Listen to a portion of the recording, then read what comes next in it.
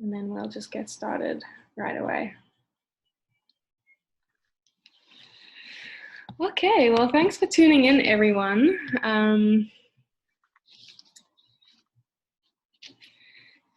I'm very excited about this episode. I feel like a lot of us need a little bit more flow and organization at home. So thank you all for attending. And I'm excited to introduce Effy Terry. She's the lead organizer, KonMari's certified consultant and founder of Organize That. And I've personally used Effy's services before, and she's just so great. So I'm really excited that you're here. Thank you for having me. You're welcome.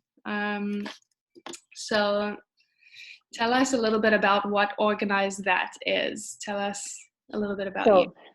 I'm a professional organizer, as you said, and I'm trained with Marie Kondo, and I'm also trained with chronic disorganization. So if someone has issues with either ADHD, ADD, chronic disorganization, some collecting behaviors, not quite hoarding, but some people are collectors. So I help with those folks, and typically some seniors that have those issues, people that have people that need physical help, again certainly with seniors, or some clients that have physical challenges like MS. So I help those people as well.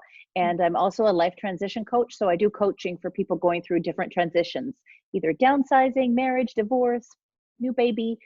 So that's how I help. And so prior to this, I was a project manager in my other life in television. So I look at every client in terms of a project. So I do from very little to full service. So whatever you need. Okay, cool. So we're just going to jump right into a couple of the questions that I've been getting from some of my clients about this topic.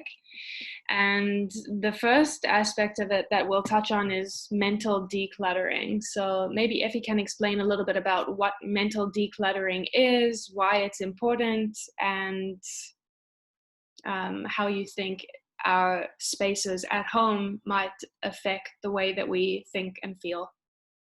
So clutter, when we see clutter creates stress. And the most significant thing it does is it increases the stress hormone. And I'm sure we've all heard of the stress hormone cortisol. So when that is increased, we feel an increased amount of stress. It affects our ability to focus. It affects our ability to be creative. And it also alters our ability it alters our experience of pain. So if we're sick and we're in a cluttered environment, it's almost like it's magnified. So it has all kinds of reaching tentacles that are not good for physical and mental health. Our brains love order because it's easier for our brains to process order. So taking care of our spaces and decluttering makes us feel more in control, and it also increases our time efficiency. And I say clutter is like delayed decision making. So it's like a task that's not quite finished. Like if you walk by a cluttered table, you may not think you're thinking about it, but as you're walking by, you're thinking, oh, I've got to do that and that. And you might see different tasks that aren't done.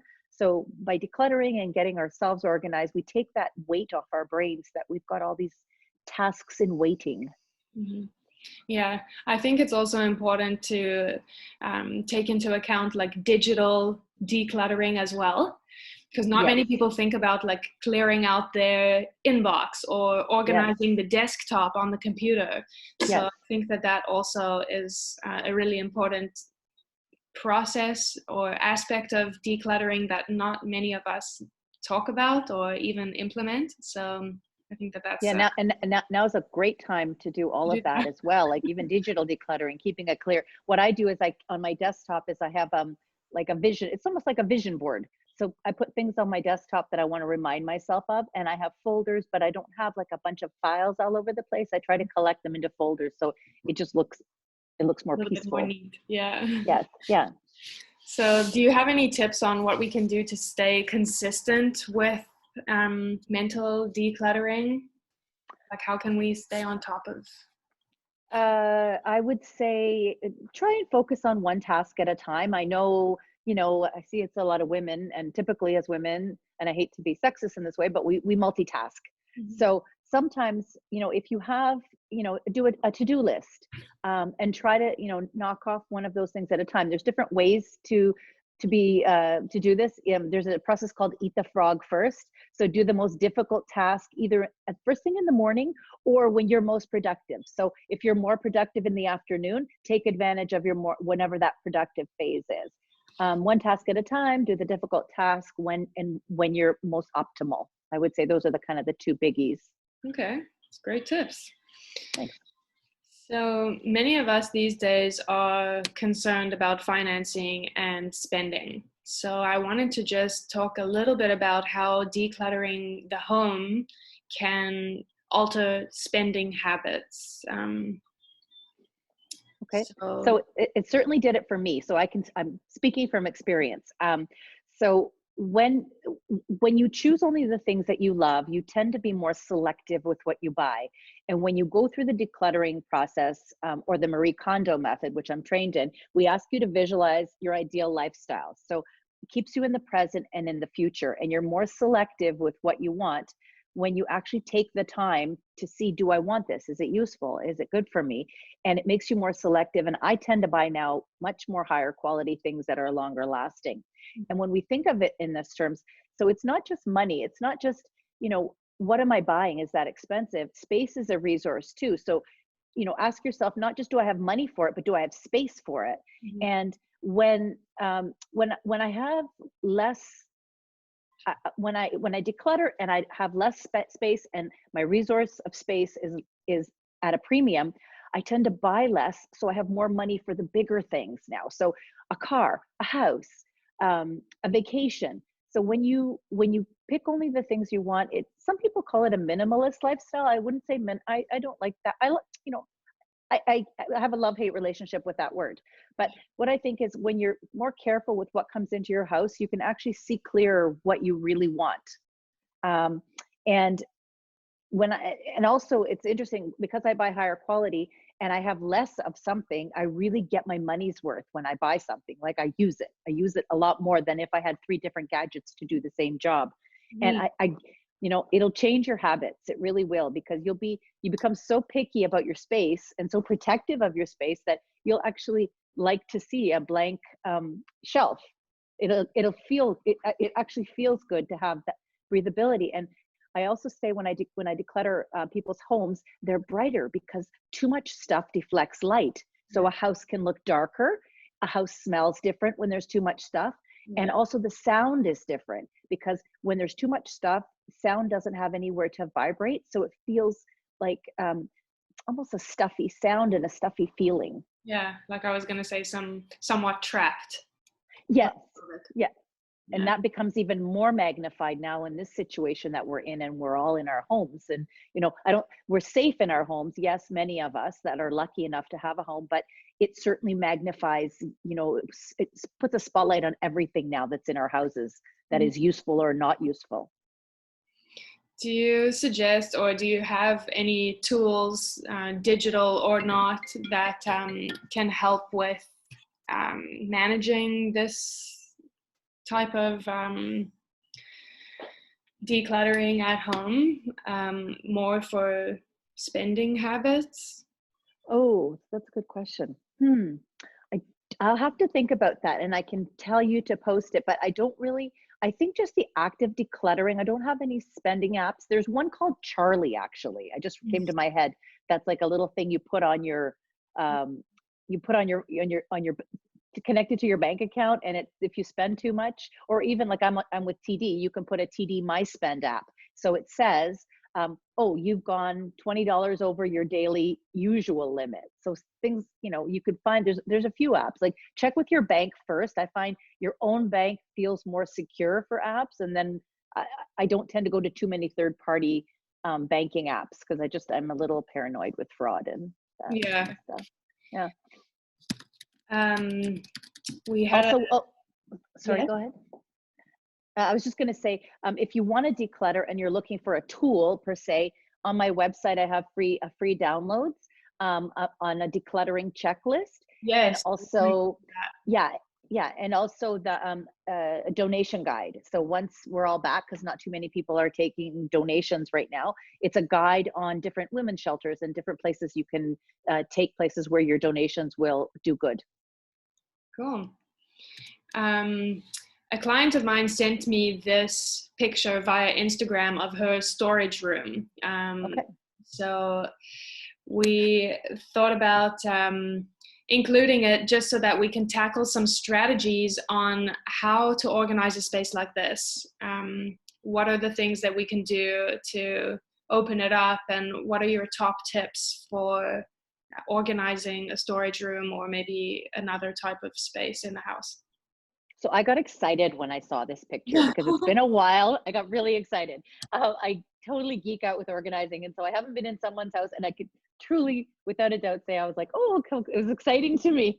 So I will tell you the principles of the Marie Kondo method, and then I'll tell you my top tips for the space, because Okay. this was a fun exercise. So Marie Kondo says, this is the process. So commit to tidying up. And I'll explain what all those mean in relation to this. Imagine your ideal lifestyle, discard first with gratitude, tidy by category, follow the right order, which is clothing, books, paper, miscellaneous, and sentimental. And we go in that order because it's easier to do clothes and harder to do sentimental. And the question of, does it spark joy?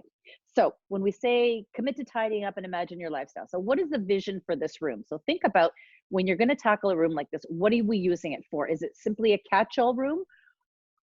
Or like, is this I think you said it's a storage room, Yeah, right? it's a part of her Okay. basement. It's a storage. Okay. Yeah. Okay. Basement. That's good. Okay. So what I would do first in this room is you would take everything out, because you need room to work and move around. So take out the big things first. Like those look like they're empty boxes. That's going to give you a lot of space right off the top. Take the empty boxes out, and you're going to use empty boxes for sorting. So we're going to start sorting as we pull things out of the room, like with like. So into those boxes, you can use green painter's tape for temporary labeling, and say shoes, coats, paint, arts and crafts, like whatever categories you have. And as you know the acronym Ohio, only only hold it once. So as you're pulling something out, if I take out a pair of shoes and you're like, oh, I hate these, why do I still have them? Put them right away into a donation bin so you don't have to think about them again. And as you're doing that process, if you're not sure, sort them first into the different boxes, and then make sure like with like. So discard the nose right away, as I said. Then you're going to start, once you've got things into categories, you're going to start joy checking. You're going to say, do I need this? Is it serving me? Do I love it? And you're also going to ask yourself, do I have, I see paper towels in there. Where are all my paper towels? I want to get all the similar things together so we know how much we have of inventory, and we know that we're not overbuying. And this actually helps with spending habits, because if we get all of our paper towels together, all of our, cleaning supplies together, all of our shoes, all of our coats, we know how much volume we have. And we're, when you actually put everything together, it really sheds a spotlight on, oh my God, why do I have 35 winter coats, right? And so that, right? And then, so you're going to go through the process of deciding which are the ones I love. And the way to do that is, like for clothing, take out your two or three favorite coats and try to compare your other coats to that coat, and see, does it give you the same feeling? Like, is it ripped? Is it torn? I've had it for 20 years. Why do I still have it? And it's going to be lots of other questions that bubble up, like, oh, my mother gave it to me, I feel guilty. So try to work through those. Sometimes it helps to have someone help you with it.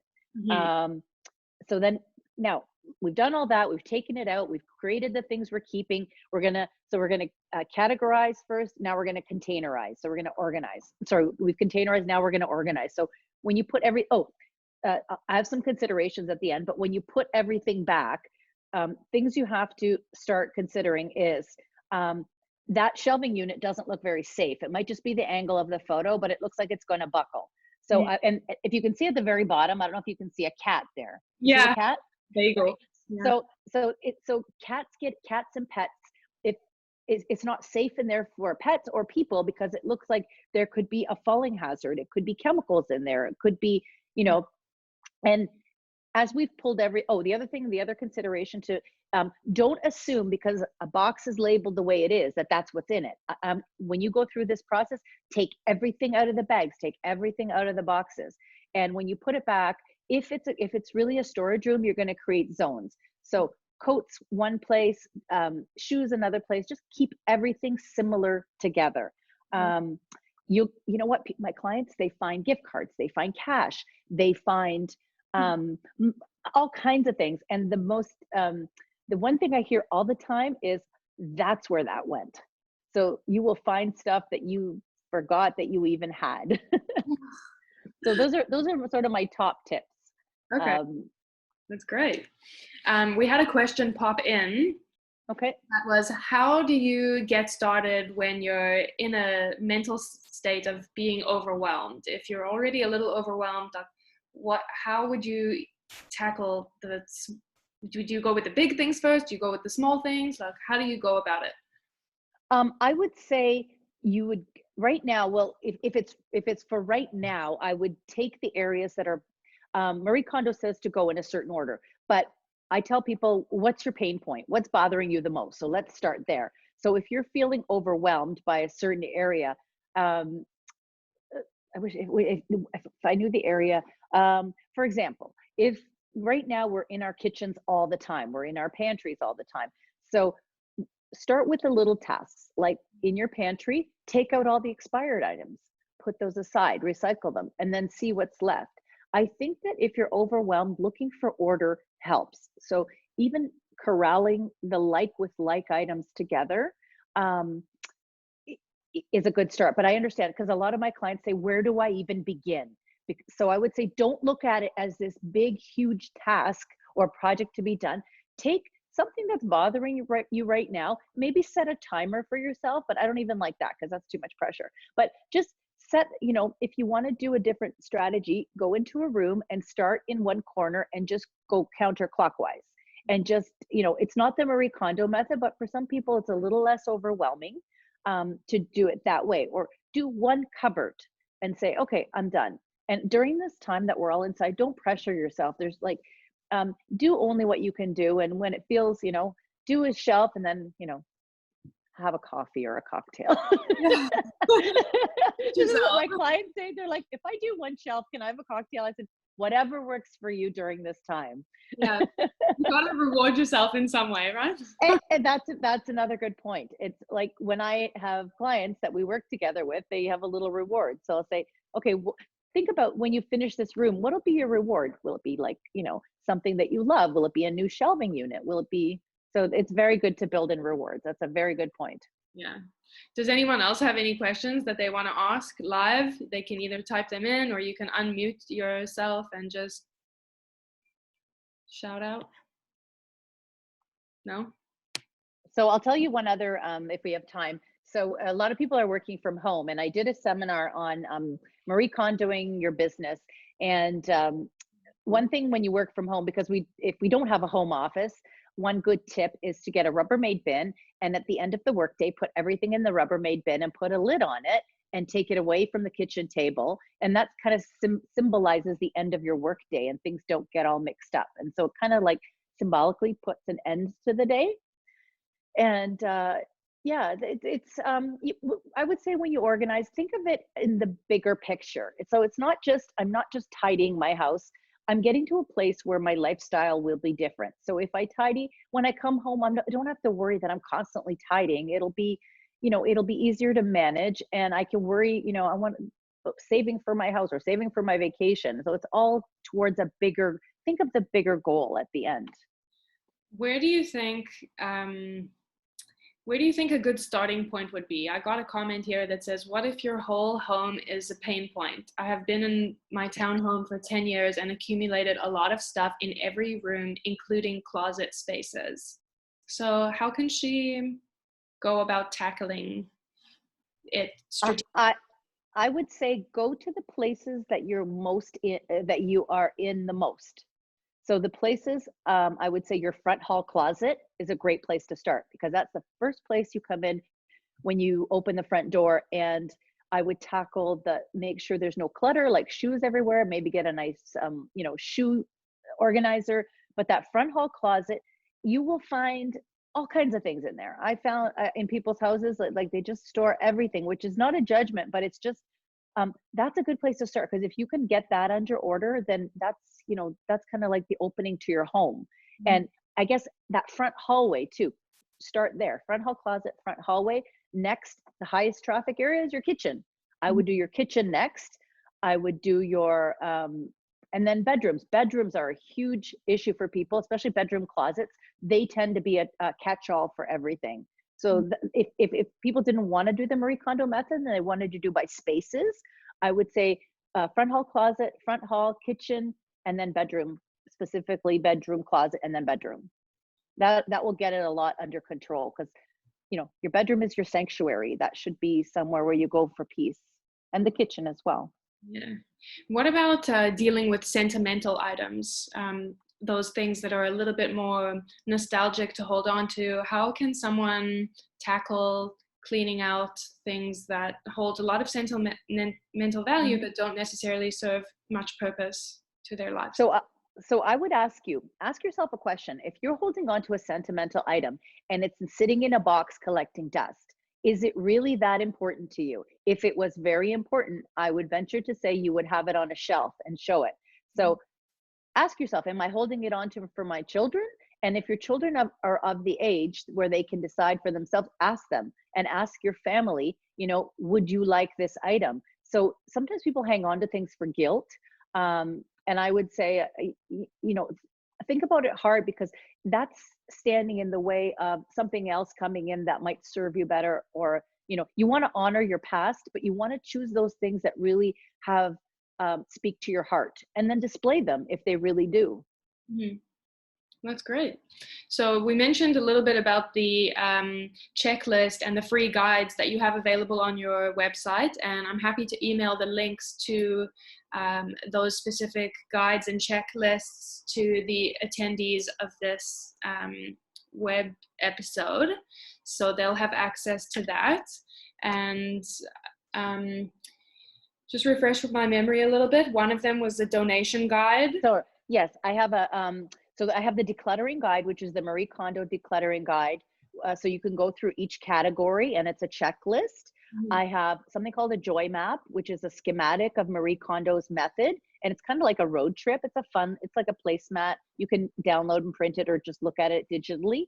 I have so I had the decluttering guide, Marie Kondo's method, the donation guide, and I think that's it. Oh, I also have how to choose a professional organizer, and I think it's 20 questions on things to look for when you choose an organizer. And you know, if I'm not your organizer, there's ways to go down the list, because it's like speed dating, right? You have to find the right person that you're going to be comfortable with in your home. And make sure they're insured. That's really important, because if someone breaks something or hurts themselves in your house, you want to make sure that that person is insured and it's not a liability to you. Training is very important too, especially when we get into, you know, higher value items and specific strategies for organization. I had one more question pop up. What do we do about donating stuff during this pandemic? So there's no road to donate right now. What I would say is find a holding area for it. If you're selling your house and you really need to get stuff out of the house, storage units are a good interim solution. And if you can, I mean, they're not very expensive. You can find cheap storage. If you really need to get it out of your house, rent a unit for a month or two. And then when, you know, because I know in Toronto, we're limited on space sometimes when people have condos, you can put it in there. Or if you have a storage locker downstairs, if you live in a condo, and then when it comes time, when we're all out of this this phase, then you can take it for donation. That sounds good. So I just wanted to start wrapping up the session with this illustration and quote, because it really speaks to me. It's a tough time for everyone, but you know what? If we take small steps every day, I think that we'll be okay in the long run. And I think it's really important to just take small successes every day within yourself and maybe the people around you, and just try to recognize that as long as we're moving forward, we're going in the right direction. right? Yes, especially now during this time of uncertainty, and it's certainly challenging for everybody. So, do what feels good for you, and just try. I would say my biggest piece of advice is have your eye on the big picture, plan for later, and do what you can. But if you have your eye on that big, new house, vacation, new car, it's motivating for you to get this done so you can get your space in order, and it'll feel more like a lifestyle choice rather than just a tidying activity. Yes, and a chore, so we don't want it to feel. Correct. Yes. So we are happy to announce that we're offering consultations, virtual consultations with either of us to go over any of these topics, or how organizing and decluttering can improve the value of your home if you were considering making a move, or if you're just looking to spruce up your space and feel a little bit more comfortable at home. We'll have links for booking consultations. So I think there was one more question that popped up. How would somebody go about working with a professional organizer with limited funds? Like, are there? Good question. So, my hourly rate is $85 an hour. Typically, people will hire me. I've had clients hire me I have a 3-hour minimum. The people have bought 60 hours of my time. If you can't afford those big packages, what I would say is now is a great time to take advantage of this. Book a 1-hour virtual consultation, and that's actually a little bit cheaper. It's $75, but it comes with a written plan by an hour, and then I assign homework. So I come up with a plan for you in consultation with you. You get a written plan, and then it's sort of like a DIY plan if you don't want the full service, which now we can't even offer. Mm-hmm. So, and I wanted to say with the 30-minute free e-consultation, I'm happy if someone wants to tackle a small space like a front hall closet to turn the e-consultation into actually a doing session. So we can so you get a taste of what that feels like, what the virtual organizing feels like. And I would do it like on a phone, so you can walk me around and show me your closet. Okay, that's a really nice offering, and I feel like a lot of people would want to take advantage of that, especially now that they have the time. If they're working from home and have a little bit of a break, it's definitely a good time to tackle. And it's confidential. I don't record anything. I don't take pictures. And so it's people are afraid sometimes to show the problem areas, but you know what? A lot of people have very similar issues. So there's no shame at all in this process. Yes, I'm sure you've seen it all. So there's really nothing's going to surprise you so much.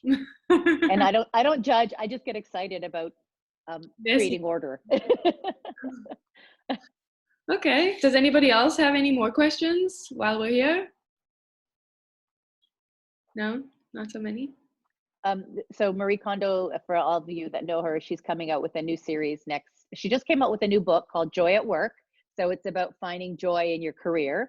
And I'll say, one thing I learned from Marie Kondo is I use that spark joy metric for all areas of my life. Does this food spark joy? Does this career spark joy? And it's like, does it make you happy? And think about what brings you joy in your life.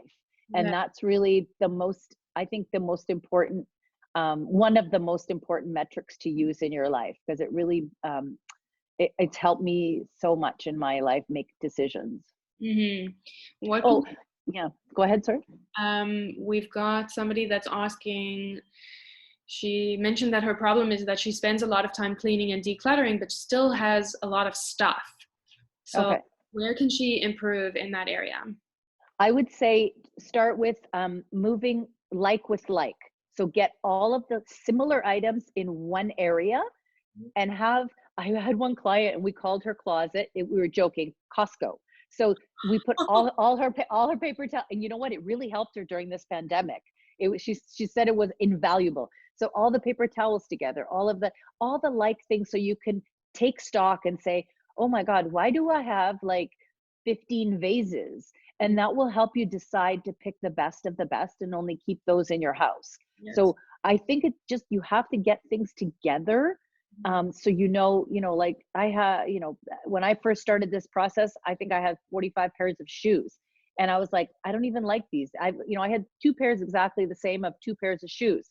So I was like, okay, one is not as good shape. I got rid of it. And then also, I think what really helps you too is having a great place to take things to donate them. So a lot of my clients find that when you look at that list on my website, there's a lot of really great causes that you can, if you love animals, take it to the Humane Society is looking for towels, blankets, sheets. Yes. If you don't like a certain kind of clothing detergent, you can take half bottles of Tide, for example. They will take lots. If you have a half thing of kitty litter, you don't have a cat anymore, they will accept that. So depending on what if you want to donate to a homeless shelter, having that place for your things to be valued and for you to feel good about taking them there, so it doesn't feel like you're just putting them into a blank donation bin, or doesn't end up in a landfill. So that intentional donation space really helps people move things along. Do you have any ideas on what to do when some of those places are a little bit picky and don't pick up the items? Yeah. What do you do with them? So sometimes we just have to accept the fact that something, if you wouldn't give it to a friend, I would not give it to a donation center, unless Value Village takes really old t-shirts and towels because they sell them in bulk and shred them and make like filling for couches and stuff. But what I would say is, let's not donate just anything, because we have to consider too, if things are going to third world countries, we're also stunting the growth of those third world places that make clothing, for example.